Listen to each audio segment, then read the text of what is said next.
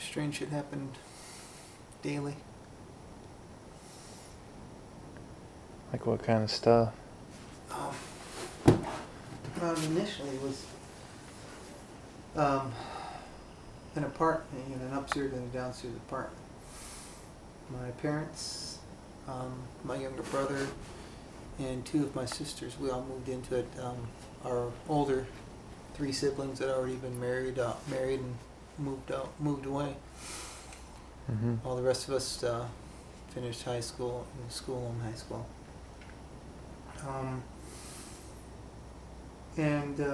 Eventually, the people upstairs moved. It was empty, and my parents bought the place, or were buying it. But even when the upstairs apartment was empty, and we knew there was nobody up there, Mm-hmm. you'd hear people walking, all sorts of stuff. Nothing major. But my room sat in. Okay, well, the thing about it is that you come on the porch. There was a door that led into the living room, which we kept closed all the time, and a door that led into the dining room. And from the dining room, if you turn to come into the kitchen or come into the living room, there was like a little tiny hall, and both, bedrooms were off of that. And my parents had a room a little bit further, off the other side, off the living room on the other side. The room that eventually wound up becoming mine after my one sister graduated and moved, and my younger brother took over that room for his own, was basically the heart of everything that was going on. For example, I had a friend come over. He had a notebook with him. We were in my room. He set it down on I had this big old table that I'd build model airplanes on. And we got up, go get a drink or something like that.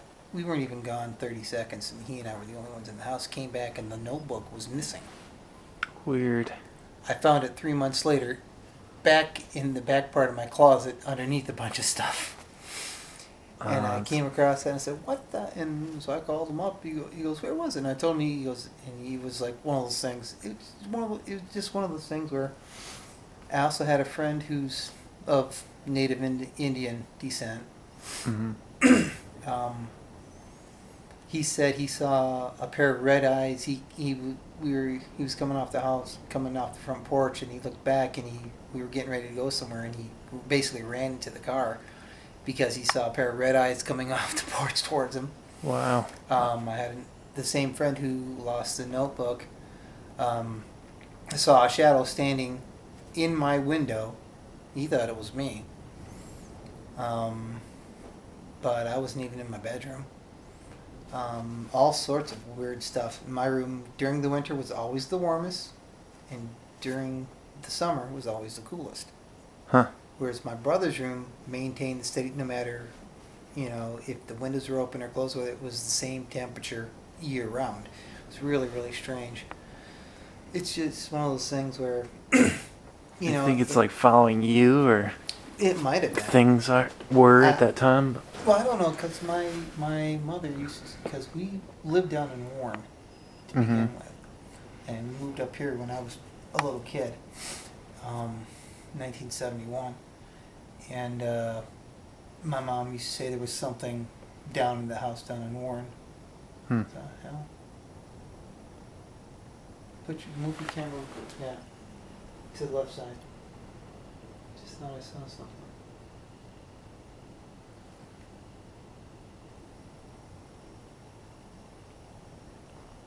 What it looked like? Just a movement, like I saw something go into the window and back up real quick. It's a fleeting, like somebody might have done, tried to walk towards the window and realized that I was looking, then walked back. Weird. Yeah.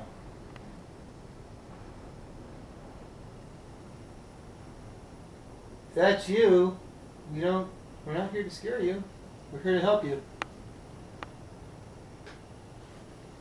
You can talk to us.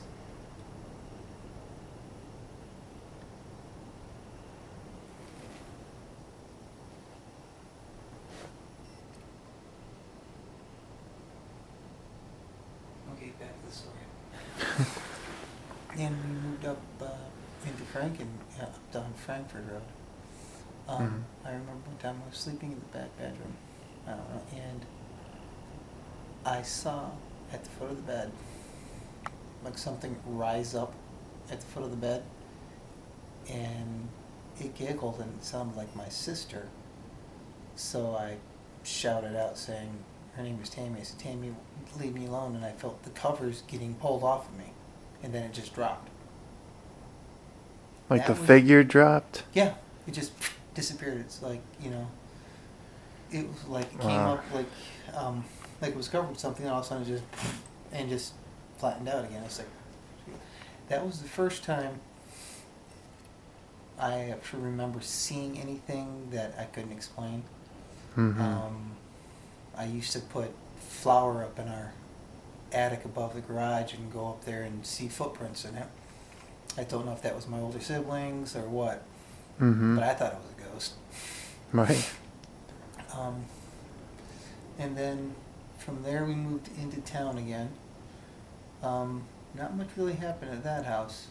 It was, but my mother still says that every house we've been in, something was going on. I just never sensed anything there. But when we moved out to East Dayton Road, we moved an awful lot.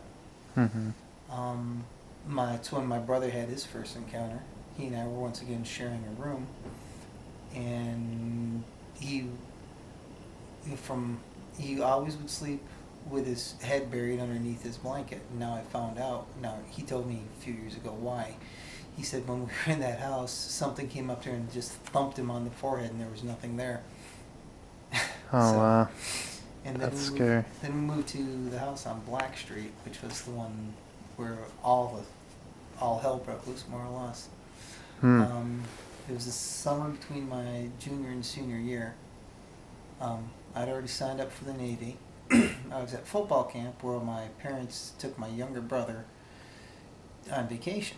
It just happened to coincide during the time of football camp, and I had to do football camp. It was like a Wednesday or Thursday night. I'd gotten home, and for some reason I don't know if I was just tired or what. I didn't turn on the TV or anything. I just sat down on the couch and, called my girlfriend up, and I was talking to her, and then she had to go, so I hung up with her again. And then I heard something walking around upstairs. I figured it might have been my one sister home, for a while, because at one time they were up there, and because they stay there if they were visiting, and so I went upstairs, and absolutely nobody in the house.